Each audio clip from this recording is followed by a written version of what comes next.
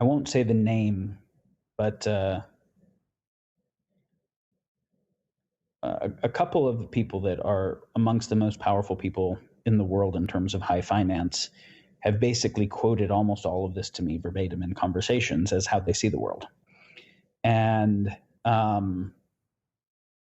they said, either, like, basically apex predators define the topology of the space.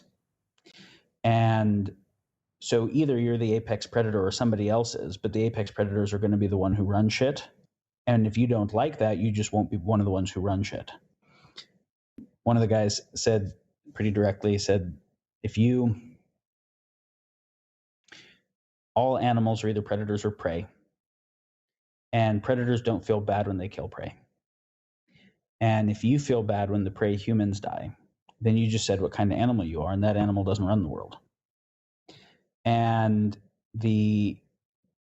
of the predators who don't make it to alpha apex, they also aren't the ones whose genes really go and run the world. And if you don't like the way that alpha apex are, it won't make any difference because they'll still be the ones who run the world. You just won't be part of it.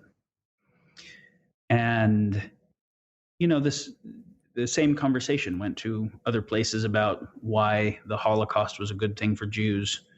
And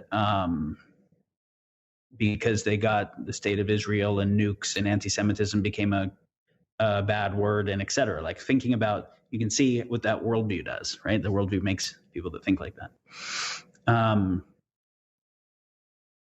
Those conversations would go to much darker places too. But can I ask, how did you feel hearing those sorts of concepts come from people who not only can imagine it from an armchair philosophy perspective, but actually have the power to be able to wield it in the real world as well?